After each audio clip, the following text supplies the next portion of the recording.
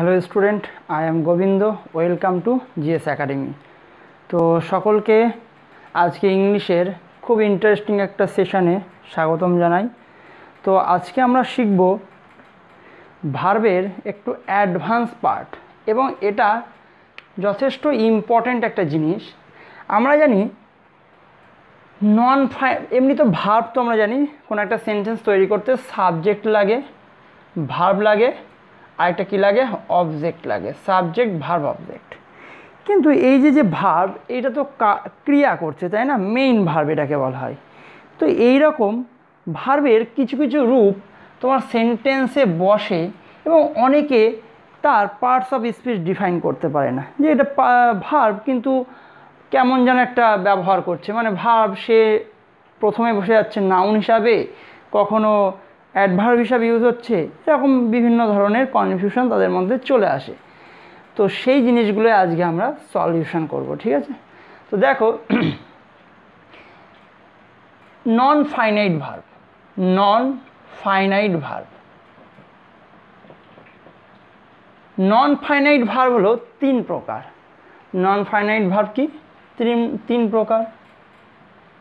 একটাকে আমরা বলি ইনফিনিটিভ। কি বলি?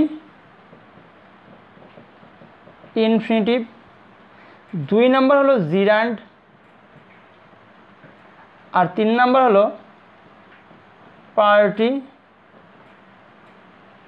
পার্টিসিপেল। ইনফিনিটিভ, জিরান্ড, আর একটা হলো পার্টিসিপেল। তো ইনফিনিটিভ কী জিনিস? ইনফিনিটিভ হলো টু প্লাস ভার্বের ফার্স্ট ফর্ম।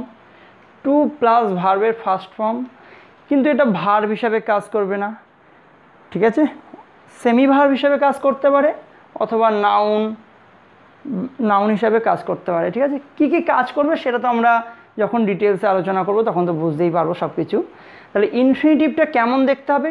টু প্লাস ভার্বের বেস ফর্ম, ভার্বের প্রথম ফর্ম যেটাকে বলা হয় বেস ফর্ম। জিরান্ড কোনটাকে বলবো? ভার্বের সাথে আইএনজি যোগ হলে। আমরা জানি ভার্বের সাথে আইএনজি কোথায় যোগ হয়? ভার্বের সাথে আইএনজি কন্টিনিউয়াস টেন্স ইউজ হয়, কিন্তু কন্টিনিউয়াস টেন্স ছাড়াও ভার্বের সাথে আইএনজি অনেক জায়গায় ইউজ হতে পারে, আর সেই জিনিসটা সেখানে না, সে ভার্ব হিসাবে কাজ করবে না। তাহলে সেই জিনিসটার নাম হলো জিরান্ড, এবং এটা খুবই ইন্টারেস্টিং জিনিস, এবং এর থেকে কোশ্চেন তোমার পরীক্ষায় কিন্তু বাধা ধরা। এই তিনটে জিনিসের উপরে কোশ্চেন কিন্তু পরীক্ষায় একদম বাধা ধরা। সে তুমি এসএসসি সিজিএল বলো, সিএইচএসএল বলো, এসএসসি যে কোনো পরীক্ষা, প্লাস তোমার আবগারি পুলিশ এবং ওয়েস্ট বেঙ্গল পুলিশের জন্য খুবই ইম্পর্ট্যান্ট একটা পোর্শন কিন্তু আমরা আজকে করছি। তাহলে জিরান্ড বলতে কী বোঝাচ্ছে? ভার্বের সাথে আইএনজি যোগ। ডিটেলসে আমরা পড়বো জিনিসগুলো। আর পার্টিসিপেল মানে V3, মানে কন্টিনিউয়াস টেন্স ছাড়াও মানে ভার্বের সাথে আইএনজি যোগ হয়ে তার একটা ব্যবহার আছে, সেটা আমরা শিখব। আর একটা V3 মানে কি? আমরা পারফেক্ট টেন্সে V3 ইউজ করি, পারফেক্ট টেন্সে, কিন্তু সেই V3 মানে ভার্ব হিসেবে কাজ না করে অন্য কিছু হিসাবে কাজ করতে পারে, সেগুলো আমরা ডিটেলসে আমরা আলোচনা করব, তাই তো? পার্টিসিপেল বলা হয় সেটাকে। তাহলে আমরা কি দেখলাম? যে ভার্বের আরও বিভিন্ন রূপ আছে, যেটা কিনা সেন্টেন্সে ব্যবহার করা হয়। তিনটে সেই রূপ কি কি? নন ফাইনাইট ভার্ব বলা হয় সেটাকে। কি কি? তার নাম হলো একটা ইনফিনিটিভ, জিরান্ড, আর একটা হলো পার্টিসিপেল। ইনফিনিটিভ মুখস্থ করে নাও এখনই, টু প্লাস V1 হলো ইনফিনিটিভ, ভার্বের সাথে আইএনজি যোগ হলো জিরান্ড, আর V3 হলো পার্টিসিপেল। খুব সুন্দর এরাও এখান থেকে কিন্তু পরীক্ষায় আসে প্রায় বছর। তাহলে ফার্স্ট আমরা আলোচনা করছি ইনফিনিটিভ সম্পর্কে, ঠিক আছে? তো চলো, ইনফিনিটিভ কী জিনিস? ইনফিনিটিভ হলো টু প্লাস ভার্বের বেস ফর্ম হলো ইনফিনিটিভ। এর কাজ কি? নাউন। এর কাজ সেন্টেন্সের নাউন হিসাবে কাজ করা, অথবা অ্যাডভার্ব, অ্যাডজেক্টিভ হিসাবে কাজ করতে পারে, ঠিক আছে? তো নাউন আর অ্যাডভার্ব হিসাবে কাজ করতে পারে ইনফিনিটিভ। তাহলে ফার্স্ট সেন্টেন্সটাকে আমরা একটু দেখি কি বলতে চেয়েছে টু প্লাস V1। খুব ইন্টারেস্টিং হবে ক্লাসটা, তোমরা প্রথম থেকে শেষ অবধি পুরোপুরি না দেখে কিন্তু ছাড়বে না। অনেক দুর্ধর্ষ কনসেপ্ট কিন্তু তোমরা এই ইংলিশের ক্লাস থেকে তোমরা পাবে। কঠিনভাবে কোনো কিছু বোঝাবো না, একদম সহজভাবে তোমাদের কিন্তু বোঝানোর চেষ্টা করব আমি। তাহলে চলো ফার্স্ট কোশ্চেনটা আমরা দেখি, ভেঙে দেখি কি বলতে চেয়েছে। আই লাইক টু সিং, মানে আই কি? সাবজেক্ট, আই সাবজেক্ট, লাইক হলো ভার্ব, আমি পছন্দ করি কি গান গাইতে, আমি পছন্দ করি গান গাইতে। তাহলে টু সিং, ভাই আমরা তো অবজেক্ট হিসাবে কি পড়েছি, কারণ নাম হি, মানে কোনো কিছু হিম, তারপরে অন্য কোনো বস্তুর নাম, তাই তো। কিন্তু এ আবার কি জিনিস ভাই, সিং মানে গান করা, এটা একটা ভার্ব, আর তার আগে একটা টু বসে রয়েছে, তার মানে এই জিনিসটার নাম হলো ইনফিনিটিভ, এই জিনিসটার নাম হলো ইনফিনিটিভ, ঠিক আছে, এই জিনিসটার নাম হলো ইনফিনিটিভ। তার মানে আমি পছন্দ করি গান গাইতে, তাহলে টু সিং জিনিসটা পার্টস অফ স্পিচে কী হচ্ছে, ইনফিনিটিভ হচ্ছে, তাই তো। এবং তুমি দেখো এটা কি হিসাবে কাজ করছে, এটা নাউন হিসাবে কাজ করছে, এখানে এখানে কি কাজের, নাউন হিসাবে, নাউন হিসাবে কাজ হলেও এর মানে ইয়েতে কী হিসাবে ইউজ হচ্ছে, সেন্টেন্সে অবজেক্ট হিসাবে কাজ করছে, ঠিক আছে। নাউন হিসাবে ট্রিট হয়েছে কিন্তু অবজেক্ট হিসাবে এখানে কাজ করছে, যেহেতু শেষে বসেছে তাই আমি বলবো যে অবজেক্ট, তাই তো। বা তুমি ভার্বকে যদি আমরা জানি হোয়াট আর হুম দ্বারা কোশ্চেন করলে, লিখে রাখতে পারো তুমি কথাটা, ভার্বকে হোয়াট আর হুম দ্বারা কোশ্চেন করলে যে উত্তর পাওয়া যায় তাকে কি বলে, অবজেক্ট বলে। তাহলে আই লাইক, আমি পছন্দ করি কি, হোয়াট, টু সিং গান গাইতে, হয়ে গেল। তাহলে টু সিং তো লাইক যে ভার্বটা, ওকে হোয়াট আর হুম দ্বারা কোশ্চেন করলে, আমি হোয়াট দ্বারা কোশ্চেন করলে যেহেতু উত্তর পাচ্ছি টু সিং, তাই এটাকে আমি অবজেক্ট বলতে পারি, তাই না। এইবার তুমি দেখো তাহলে আমরা নাউন হিসাবে কাজটা কিন্তু বুঝলাম, কিন্তু নাউনের কী হিসাবে কাজ করেছে, অবজেক্ট হিসাবে কাজ করেছে। তাহলে কি সাবজেক্ট হিসাবেও কাজ করতে পারে, হ্যাঁ কাজ করতে পারে।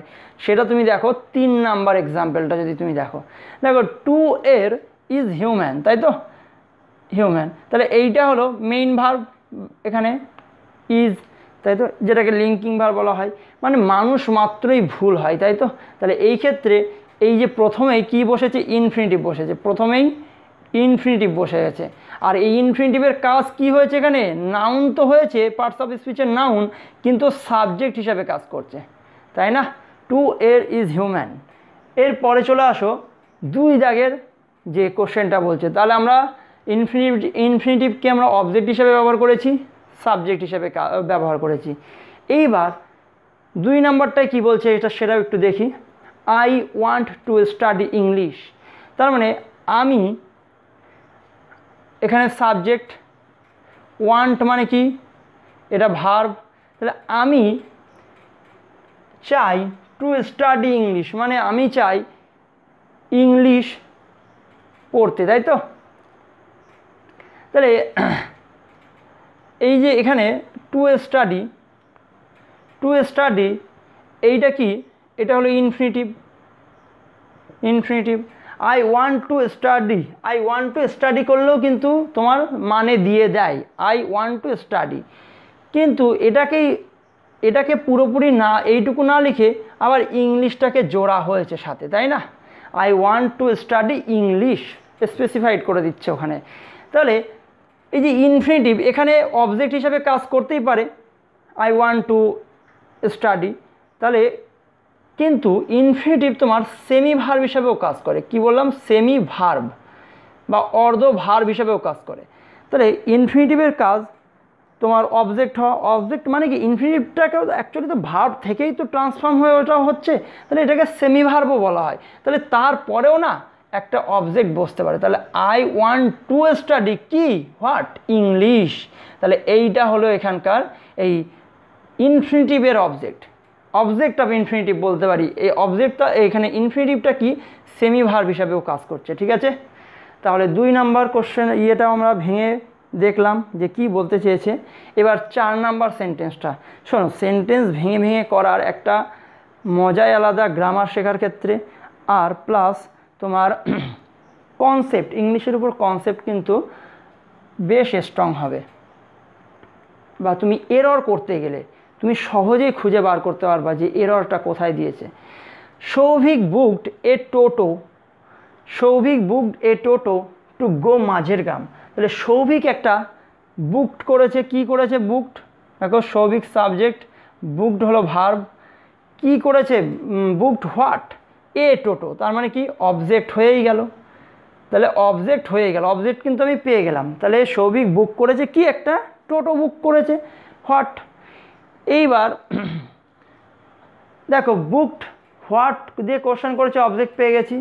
আর একটা বলেছিলাম হুম, তাহলে হুম দিয়ে কোশ্চেন করলে কোনো অবজেক্ট পাচ্ছি না, তাহলে বাকিটুকু কী জিনিস সেইটা এবার তোমাকে জানতে হবে। তাহলে Souvik booked A toto to go to মাঝের গ্রাম, এটা তো প্রিপোজিশন দেখেই তুমি বুঝতে পারছো। আর প্রিপোজিশনাল অবজেক্ট হলো মাঝের গ্রাম, এটা হলো প্রিপোজিশনাল অবজেক্ট, তাই তো। আমরা জানি প্রিপোজিশন বাক্য ইউজ হলে তারপরে প্রিপোজিশনাল অবজেক্ট বসে, তাহলে প্রিপোজিশন আর ওটা প্রিপোজিশনাল অবজেক্ট। তাহলে এই টু গোটা কী জিনিস, এই টু গোটা আবার সেই ইনফিনিটিভ, তাই না। ইনফিনিটিভ ভার্বের বেস ফর্ম প্লাস ভার্বের বেস ফর্মের আগে কি বসছে, টু বসছে, তাহলে সেটাকে কি বলে, ইনফিনিটিভ বলে। তাহলে এই ইনফিনিটিভের কাজটা কি ভাই, এখানে তো অবজেক্ট তো আমি পেয়ে গেছি অলরেডি, তাহলে এই ইনফিনিটিভের কাজ কি। দেখো ভার্বকে বুক করেছো, তাই তো। সৌভিক কী করেছে, বুক করেছে একটা টোটো। হোয়াই, ভার্বকে দেখো হোয়াই দ্বারা কোশ্চেন করলে যে জিনিসটা পাওয়া যায় তাকে কি বলে, আমরা অ্যাডভার্ব বলি। তাহলে বুক করেছে, কেন বুক করেছে, টু গো মাঝের গ্রামে যাওয়ার জন্য, তাহলে এটা হোয়াইয়ের অ্যান্সার না, এটা হোয়াইয়ের অ্যান্সার। তাহলে এই ক্ষেত্রে তুমি এটাকে কি বলবা, অ্যাডভার্ব বলবা, তাই তো। অ্যাডভার্ব হিসেবে কাজ করছে এখানে, ইনফিনিটিভটা অ্যাডভার্ব হিসাবে কাজ করছে। তাহলে আমরা ইনফিনিটিভের ব্যবহার সম্পর্কে জানলাম, তাই না। ইনফিনিটিভ ডাইরেক্ট অবজেক্ট হিসাবে ইউজ হতে পারে, ইনফিনিটিভ সাবজেক্ট হিসাবে ইউজ হতে পারে, ইনফিনিটিভ সেমি ভার্ব হিসাবে ইউজ হতে পারে। তাহলে সেমি ভার্ব হিসাবে ইউজ হলে কি হবে, এটা কিন্তু অবজেক্টই অ্যাকচুয়ালি, কিন্তু সেমি ভার্ব হলে তারপরেও আবার একটা অবজেক্ট তোমার ব্যবহার হতে পারে। তাহলে এই অবজেক্টটা কিন্তু এই ভার্বের অবজেক্ট না, এই অবজেক্টটা হলো এই ইনফিনিটিভের অবজেক্ট, ঠিক আছে। এইটুকু বুঝলাম। আর লাস্টেরটা কি বুঝলাম, ইনফিনিটিভ অ্যাডভার্ব হিসাবে ইউজ হতে পারে, তাই তো।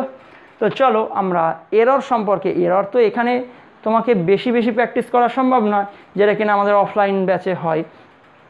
তোমরা তাও চেষ্টা করবে বিভিন্ন বই থেকে পড়ে নেওয়ার এই চ্যাপ্টারটা। আমি পুরো তোমাদের পুরো যা কনসেপ্ট আছে সেটুকু পুরোপুরি বুঝিয়ে দিচ্ছি, তোমার দায়িত্ব থাকবে পুরো চ্যাপ্টার প্র্যাকটিস করে নেওয়ার, ঠিক আছে।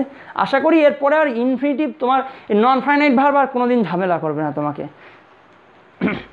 চলো 1 নম্বরের একটা কি বলছে, I am going to airport to receive my friend. তাহলে আমি গিয়েছিলাম, এয়ারপোর্টে গেছিলাম, টু, এই যে টু কি করতে, টু রিসিভ মাই ফ্রেন্ড, আমার বন্ধুকে আনতে, তাই তো। তাহলে টু প্লাস ভার্বের বেস ফর্ম আমরা জানি, টু প্লাস ভার্বের বেস ফর্ম হয় ইনফিনিটিভ, কিন্তু এখানে ভাই আবার এস কি জন্য যুক্ত করেছো, এস, তাহলে টু প্লাস রিসিভ হবে, তাই তো। তাহলে ইনফিনিটিভ করতে গেলে টু প্লাস ভার্বের বেস ফর্ম, কোনো এস টেস কিচ্ছু লাগানো যাবে না, তাই না। ভার্বের একদম বেস ফর্ম তোমাকে লাগাতে হবে। এরপরে দেখো তাহলে ভুল কোথায় ছিল, সি পার্টে কিন্তু ছিল, তাই তো, সি পার্টে ছিল। এইটা পরীক্ষা আসা কোশ্চেন সব, এখানে যে কটা নেওয়া হয়েছে না সব কটাই পরীক্ষা আসা কোশ্চেন।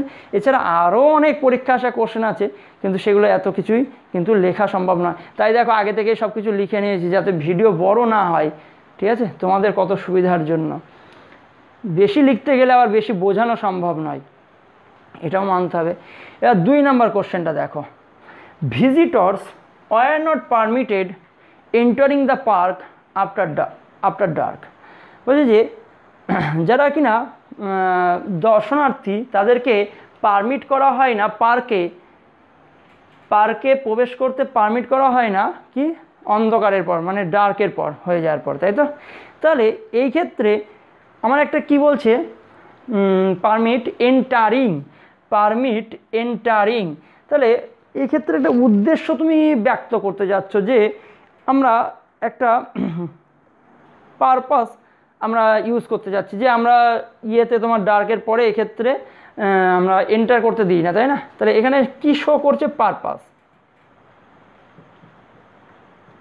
তাহলে পারপাস যদি শো হয় তাহলে সেক্ষেত্রে আমরা এই যে ভার্বের সাথে আইএনজি যোগ হয়েছে এইটা ইউজ করব না, আমরা সবসময় কি, এটা তো অ্যাকচুয়ালি জিরান্ড ফর্ম, পরে গিয়ে জিরান্ড ফর্মটা তোমরা দেখতে পারবা যে জিরান্ড কি জিনিস, সেটা তো পরে গিয়ে দেখতে পারবা। তাহলে পারপাস যদি শো হয় তাহলে সেক্ষেত্রে তোমার কি ইউজ হয়, ইনফিনিটিভ ইউজ হয়, জিরান্ড ইউজ হয় না। জিরান্ডটা যখন পড়াবো তখন খুব ভালোভাবে এইসব জিনিসগুলো আরও ক্লিয়ারিটি আসবে। তো কেউ যেন এই একটা ভিডিও দেখে ছেড়ে দিও না, এর দ্বিতীয় তৃতীয় সব কটা পার্ট দেখবে কিন্তু, হ্যাঁ। জিরান্ড আসবে, পার্টিসিপিল আসবে, এবং আমি এটুকু তোমাকে অ্যাসিওর করতে পারি যে এর থেকে সহজে কিন্তু কেউ তোমাদেরকে এই জিনিসটুকু বোঝাবে না, ঠিক আছে, এত ভেঙে চুরে। তাহলে চলো কি বলছে এখানে, তাহলে যখনই পারপাস শো হবে তখনই আমরা জিরান্ড না ইউজ করে আমরা কি ইউজ করব, টু প্লাস ভার্বের বেস ফর্ম। তাহলে কি হবে, টু প্লাস এন্টার হবে। তাহলে visitors were not permitted to enter, তাহলে এটা কি হয়ে যাবে এই জায়গাটায়, to enter, ENTER, enter the park after dark, ঠিক আছে। তাহলে যখন পারপাস শো হবে তখন আমরা ইনফিনিটিভ ফর্ম ইউজ করবো নন ফাইনাইট ভার্বের, জিরান্ড না। তারপরে দেখো 3 দাগেটা, এটা তোমরা নিজেরাই করতে পারবা। দেখো for testing in the new microphone, তাহলে নিউ মাইক্রোফোনটা টেস্টিং করার জন্য দেখো এখানে ক্লিয়ারলি বোঝা যাচ্ছে যে পারপাস, কোনো একটা উদ্দেশ্য। কি উদ্দেশ্য তোমার, টেস্ট করার উদ্দেশ্য, তাই না, নিউ মাইক্রোফোনটা টেস্ট করার উদ্দেশ্য। I try to record my voice, মানে আমি আমার ভয়েসটাকে রেকর্ড করছি, তাই তো, নিউ মাইক্রোফোনটা টেস্টের জন্য। তাহলে ফর টেস্টিং হবে না, এখানে কি হবে, টু টেস্টিং হবে, টু টেস্ট হবে, এখানে কি হবে, to test the new microphone, to testing হবে না, আবার to test the new microphone I tried to record my voice হবে, ঠিক আছে, to test the new microphone. তাহলে কখনই যদি পারপাস ইউজ হয় তাহলে সেক্ষেত্রে আমরা, আর তোমরা তো জানোই, এটা তো এইটুকু তো সকলেরই বুদ্ধি আছে যে কখনো প্রিপোজিশন দিয়ে কোনো সেন্টেন্স তৈরি মানে শুরু হয় না, তাই না, প্রিপোজিশন দিয়ে সেন্টেন্স শুরু হয় না। তাহলে আমরা কি বলবো এখানে, to test the new microphone I tried to record my voice. খুবই ইন্টারেস্টিং জিনিস, এগুলো সব কটা দেখবা পরীক্ষায় আসা কোশ্চেন, যেগুলো আমরা করিয়ে দিলাম।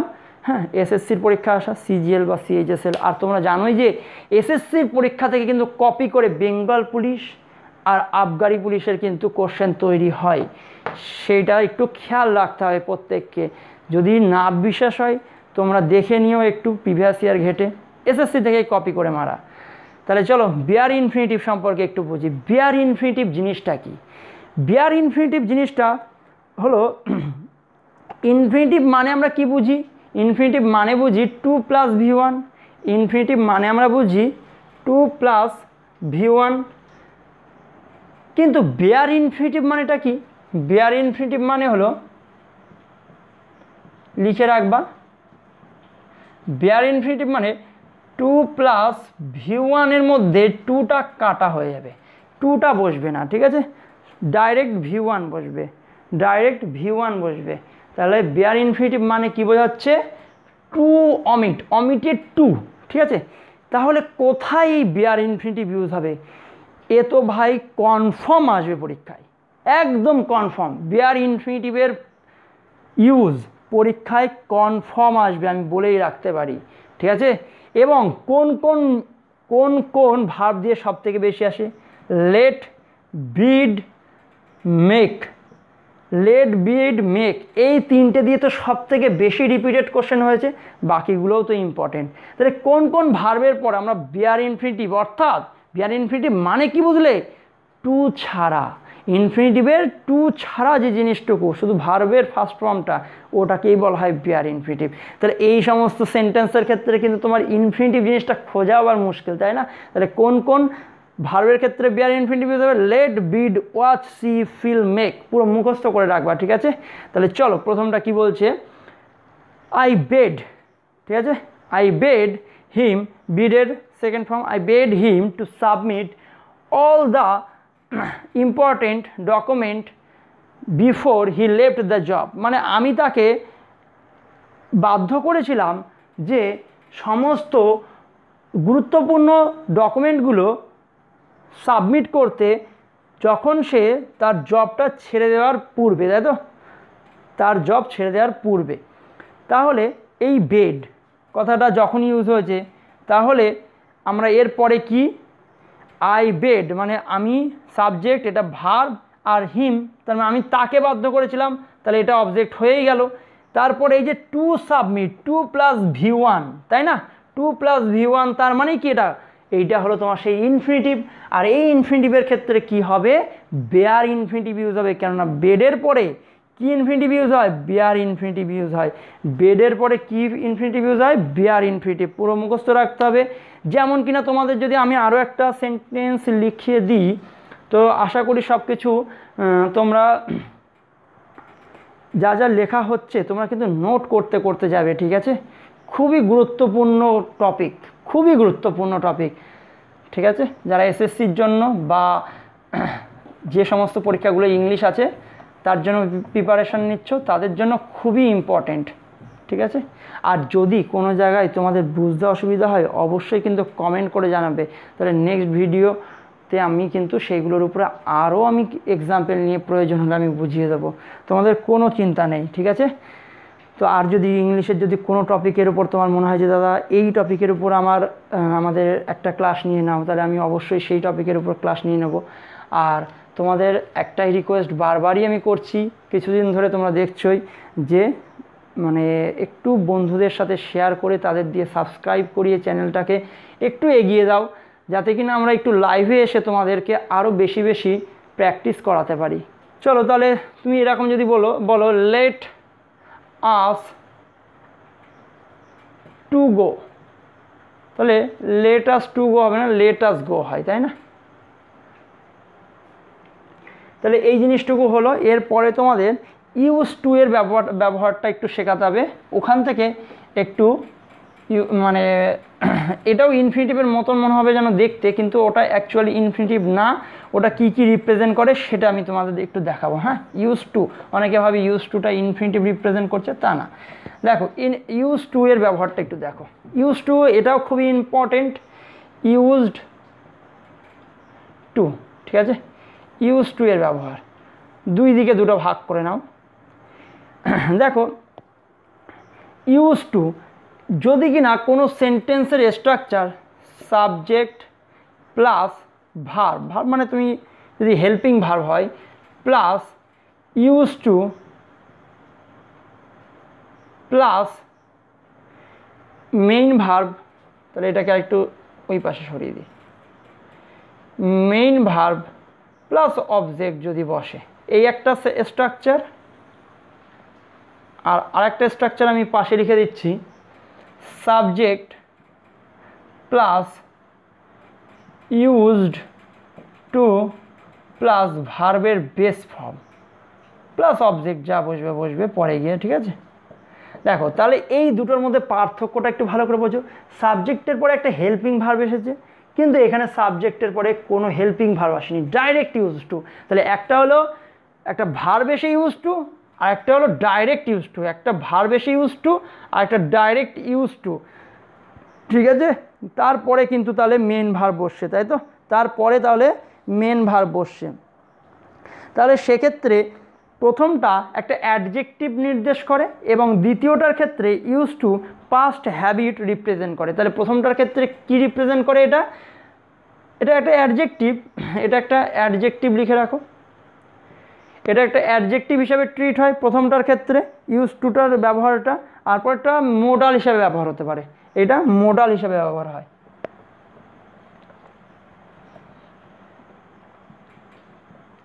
মোডাল হিসাবে ব্যবহার হয়। তাহলে এইটা কি বোঝাতে ইউজ হয়? এটা হ্যাবিট বোঝাতে। আর এইটা কি বোঝাতে ইউজ হয়? এটা পাস্ট রুটিন। সেন্টেন্স বোঝালেই তুমি লিখলেই তুমি বুঝতে পারবে পাস্ট রুটিন। যেমন এক নাম্বার একটা সেন্টেন্স আমি লিখছি, আই ইউজ টু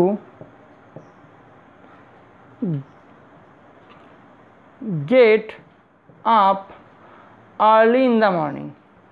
আমার ভুল হয়ে গেছে, এখানে যদি ভার্ব বসে যায় তাহলে এখানে গেটিং, তাহলে এখানে মেইন ভার্বের সাথে আইএনজি যোগ হবে। হ্যাঁ, ভার্বের সাথে আইএনজি যোগ হবে, আর এখানে তোমার অবজেক্ট হবে। তাহলে I use to get up early in the morning,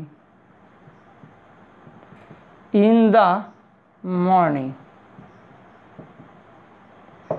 I use to get up early in the morning মানে আমি আগে কি করতাম, যে প্রতিদিন সকালবেলায় উঠতাম, মানে এটাকে পাস্ট রুটিন বোঝাচ্ছে। মানে এর থেকে তুমি এটা বুঝতে পারছো যে আমি পূর্বে খুব সকাল সকাল ঘুম থেকে উঠতাম। কিন্তু এইটা যেটা লিখছি, I am used to getting up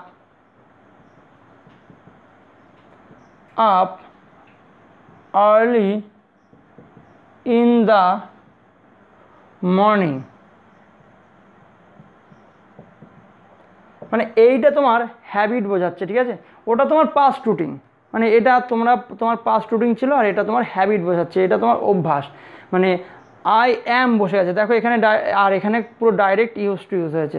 তাহলে I am use to getting up, এখানে ভার্বের সাথে আইএনজি যুক্ত হবে, যেটা আমি তোমাদের এখানে লিখে দিয়েছি। এবং এইটা খুবই ইম্পর্টেন্ট, একটু মনে রেখো তোমরা, হ্যাঁ। তাহলে ইউজ টু যদি ডাইরেক্ট বসে তাহলে ভার্বের কি, ভার্বের ফার্স্ট ফর্ম। ইউজ টু যদি ডাইরেক্ট বসে ভার্বের ফার্স্ট ফর্ম।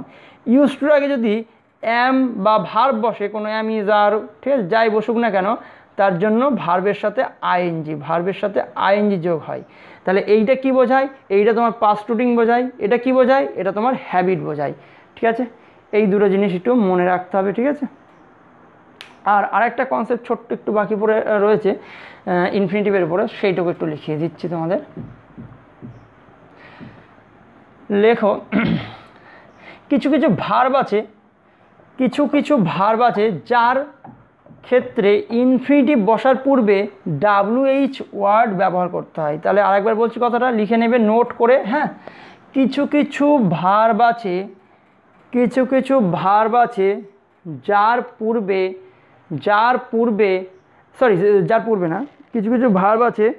যার পরে ইনফিনিটিভ ব্যবহারের পূর্বে WH ওয়ার্ড ব্যবহার করতে হয়। তাহলে কি বললাম, কিছু কিছু ভার্ব আছে, তোমার সেন্টেন্স লিখলেই খুব ভালোভাবে ক্লিয়ার হয়ে যাবে। লেখো ফরগেট নো, সব থেকে আগে প্রথমে নোটাই লেখো, know, forget, learn, know forget learn. তারপরে তুমি আস্ক, থিঙ্ক,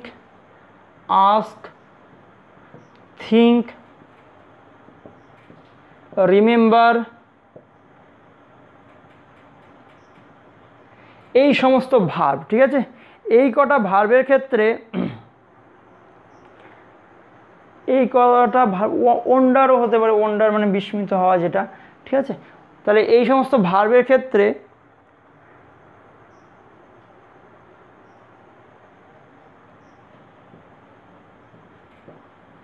লেখো, এই সমস্ত ভার্বের পর ইনফিনিটিভ ইউজের পূর্বে WH ওয়ার্ড ব্যবহার করতে হয়, ঠিক আছে। যেমন একটা যদি আমি সেন্টেন্স লিখি, I know to swim,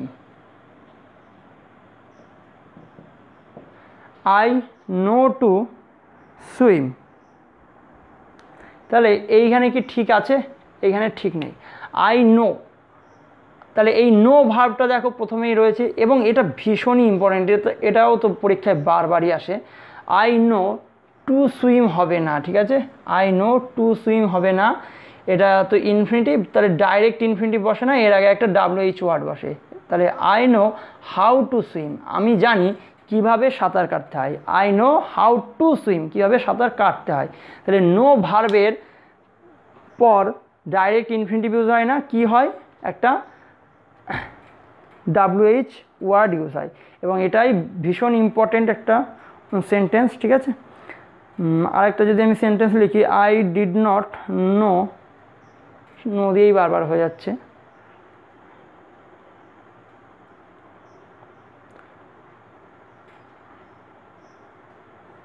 no দিয়েই বেশি আসে, এটাও পরীক্ষায় আসা কোশ্চেন।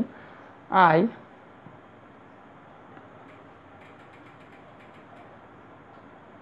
বা ফরগেট দিয়ে লিখি, আই ফরগেট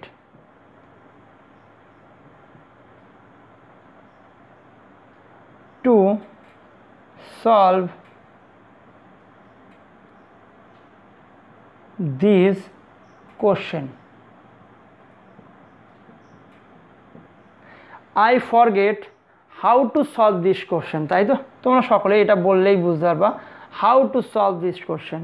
আমি ভুলে গেছি কিভাবে এই প্রশ্নটা সলভ করতে হয়।